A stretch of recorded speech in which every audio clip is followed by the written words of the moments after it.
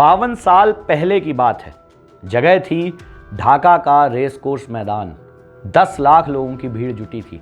सबके हाथ में बांस के डंडे थे जो पाक सेना से बचाव के लिए नहीं बल्कि प्रतिरोध का प्रतीक थे। भीड़ आज़ादी के पक्ष में नारे लगा रही थी। पाकिस्तानी सेना के हेलीकॉप्टर भीड़ का जायजा लेने के लिए लगातार चक्कर लगा रहे थे। तभी मंच पर आवामी लीग के नेता शेख मुजीबुर रहमान आते हैं। अपने भाषण में वो पाकिस्तान से आज़ादी का आह्वान करते हैं। दरअसल यह ऐतिहासिक भाषण आज के ही दिन यानी 7 मार्च 1971 को दिया गया था। इसी भाषण के साथ पाकिस्तान के 2 टुकड़े होने की नींव भी रखी गई थी। आज हम आपको बताएंगे उस वक्त पाकिस्तान में क्या माहौल था और कैसे बांग्लादेश का उदय हुआ था। नमस्कार, मेरा नाम है प्रशांत कौशिक और आप देख रहे हैं नजर टुडे। অ্যাসেম্বলিতে বসতে আমরা পারি না, জনগণ সে অধিকার আমাকে দেয় নাই। মায়েরা আমার, তোমরা আমার উপর বিশ্বাস আছে? साल 1947 में भारत से अलग होकर पाकिस्तान बनता है। पाकिस्तान में उस वक्त 2 प्रमुख क्षेत्र पूर्वी और पश्चिमी पाकिस्तान शामिल थे। पूर्वी पाकिस्तान में देश की 56% आबादी रहती थी जो बांग्ला भाषा बोलती थी। वहीं पश्चिमी पाकिस्तान में पंजाबी, सिंधी, बलूची, पश्तो और अन्य स्थानीय भाषाओं के बोलने वाले लोग रहा करते थे। साथ ही भारत से पलायन करने वाले मुसलमान भी थे जो उर्दू बोला करते थे। पाकिस्तान की आबादी में उनका हिस्सा सिर्फ 3% का था। फरवरी 1948 में पाकिस्तान की असेंबली में एक बंगाली प्रस्ताव पेश किया जाता है। वो कहते हैं कि असेंबली में उर्दू के साथ साथ बांग्ला का भी इस्तेमाल होना चाहिए।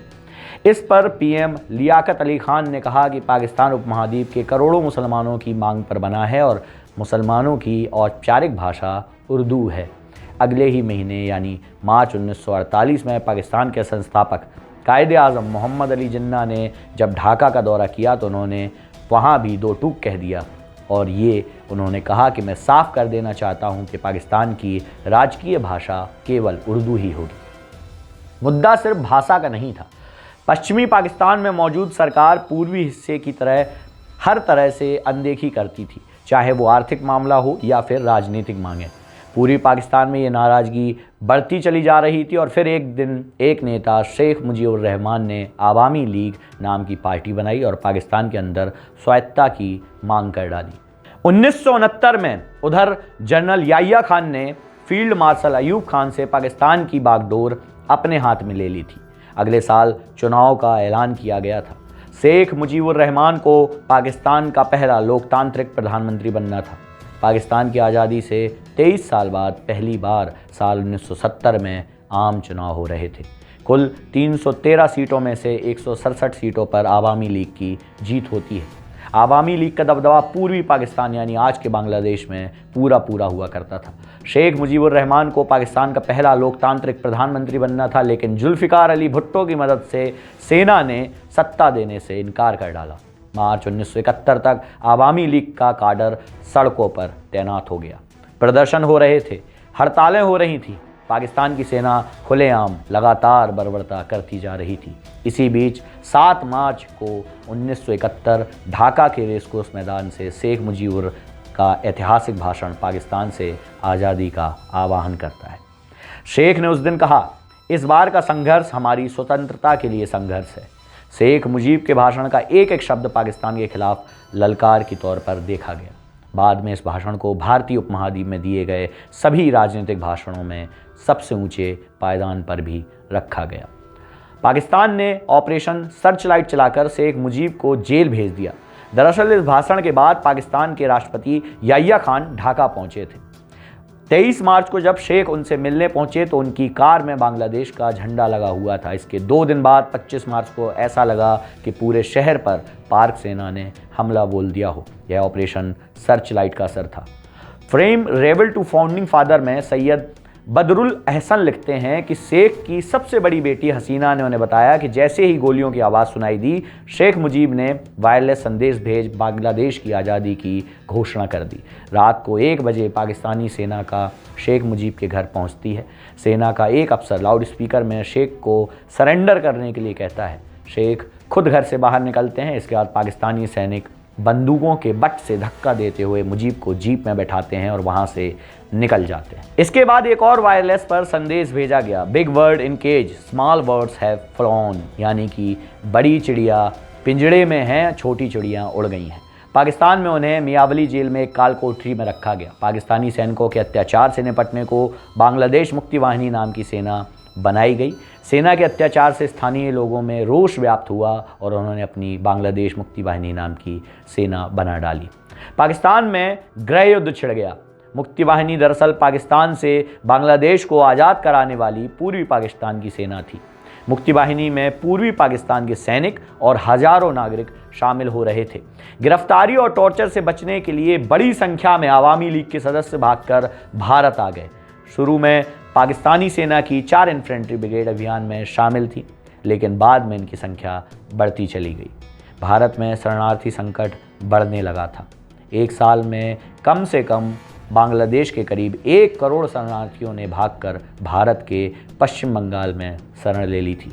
इसके बाद भारत पर पाकिस्तान के खिलाफ कार्रवाई करने का दबाव बढ़ता चला जा रहा था।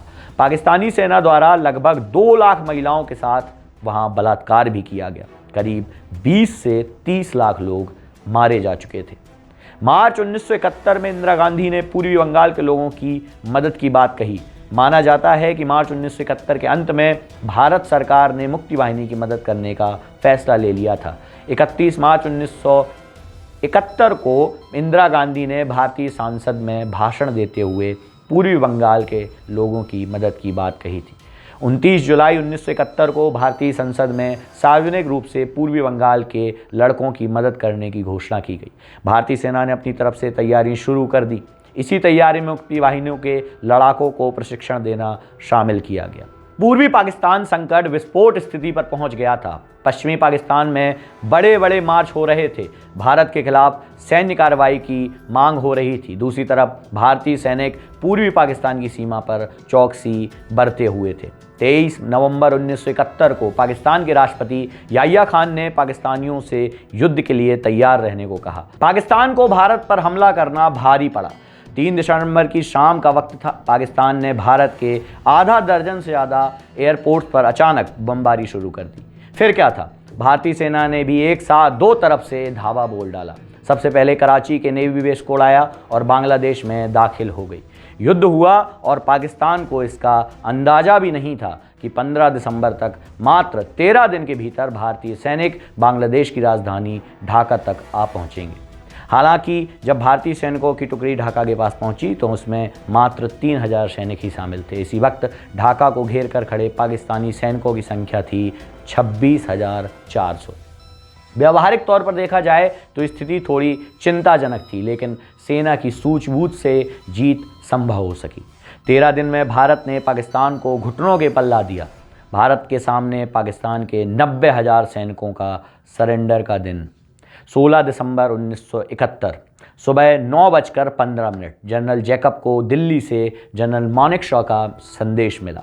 मैसेज था, आत्मसमर्पण की तैयारी करने ढाका जाओ। 16 की दोपहर तक मेजर जनरल जैकब सरेंडर की एग्रीमेंट का ड्राफ्ट लेकर ढाका पहुंचे। एयरपोर्ट पर यूएन के प्रतिनिधि भी मौजूद थे।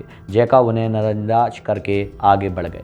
जैकब जब पाकिस्तानी सेना के लीडर जनरल नियाजी के सामने पहुंचे तब नियाजी कुछ अधिकारियों के साथ सोफे पर बैठे हुए थे। वहां भद्दे चुटकुलों पर हंसी मजाक चल रहा था। जनरल जैकब ने घुसते ही माहौल अपने पक्ष में कर लिया। वहां बैठे एक अन्य भारतीय मेजर जनरल नागरा को लगभग निर्देश देते हुए कहा कि वो एक मेज और 2 कुर्सियों की व्यवस्था करें। जब सरेंडर का समय आ गया था, जनरल जैकब ने नियाजी के सामने सरेंडर एग्रीमेंट को पढ़ा। यह सुनते ही जनरल नियाजी ने कहा, किसने कहा कि मैं सरेंडर कर रहा हूं? यहाँ आप बस सीज फायर की शर्तों और सेना वापसी की बात करने आए हैं। नियाजी ने साइन किया, वर्दी पर लगे बिल्ले हटाए और रिवॉल्वर निकालकर जनरल अरोड़ा को सौंप दी। रेस कोर्स के मैदान में अरोड़ा ने पहले गार्ड ऑफ ऑनर लिया। उसके बाद अरोड़ा और नियाजी मेज पर बैठकर आत्मसमर्पण के दस्तावेजों की 5 प्रतियों पर साइन किया। कमाल तो यह है कि नियाजी के पास उस वक्त कलम भी नहीं थी। उन्हें एक भारतीय अफसर ने अपनी कलम दी। नियाजी ने साइन किया, वर्दी पर लगे अपने बिल्ले हटाए और अपनी रिवॉल्वर निकालकर जनरल अरोड़ा को सौंप दी। ये समारोह 15 मिनट में ख़त्म हो गया। इसी के साथ पाकिस्तान के 93,000 सैनिकों ने अपने हथियार रख दिए। उस वक्त घड़ी में 4:55 हो रहे थे। इसके बाद जनरल अरोड़ा ने सूचना भिजवाई और मानेकशॉ ने देश की तत्कालीन प्रधानमंत्री इंदिरा गांधी को सूचना दी। ये उसी विजय दिवस की सूचना थी जो इंदिरा गांधी को एक इंटरव्यू के बीच में मिली थी। इसके बाद जनरल जैकब ने नियाज़ी को किनारे ले जाकर समझाया और कहा, अगर समर्पण नहीं करते तो मैं तुम्हारे परिजनों की सुरक्षा की जिम्मेदारी नहीं ले सकता था। हथियार डालने पर ही मैं सुनिश्चित कर पाऊंगा कि उन्हें किसी भी प्रकार का नुकसान ना हो। मैं 30 मिनट का समय तुम्हें दे रहा हूं। नहीं माने तो मैं ढाका पर बमबारी का आदेश दे दूंगा। आज भी भारत में 16 दिसंबर को विजय दिवस के तौर पर मनाया जाता है। शेख मुजीब पाकिस्तान से लंदन के रास्ते दिल्ली आ गए। उन्होंने प्रधानमंत्री इंदिरा गांधी से मुलाकात की। इस दौरान इंदिरा गांधी के साथ ही राष्ट्रपति वीवी गिरी, केंद्रीय मंत्री, सेना के तीनों अंगों के प्रमुख और पश्चिम बंगाल के मुख्यमंत्री सिद्धार्थ शंकर रॉय दिल्ली के हवाई अड्डे पर उस वक्त मौजूद थे। मुजीब ने सेना के कंटोनमेंट मैदान पर जनसभा में बांग्लादेश के स्वाधीनता संग्राम में मदद करने के लिए भारत को और भारत की जनता को धन्यवाद दिया। दिल्ली में 2 घंटे रुकने के बाद जब शेख ढाका पहुंचे तो 10 लाख लोगों ने उनके स्वागत में हवाई अड्डे पर मौजूद रहना अपना फ़र्ज समझा। और इसी प्रकार से पाकिस्तान के 2 टुकड़े भी हो गए और एक नए राष्ट्र का उदय हुआ जिसको आज हम बांग्लादेश के नाम से जानते हैं। भारत की एक बड़ी विजय जिसकी कहानियाँ, किस्से आप लगातार सुनते होंगे। वीडियो अच्छा लगे लाइक करें, शेयर करें, सब्सक्राइब करें अपने फ्रेंड्स और फैमिली के साथ। बहुत बहुत धन्यवाद।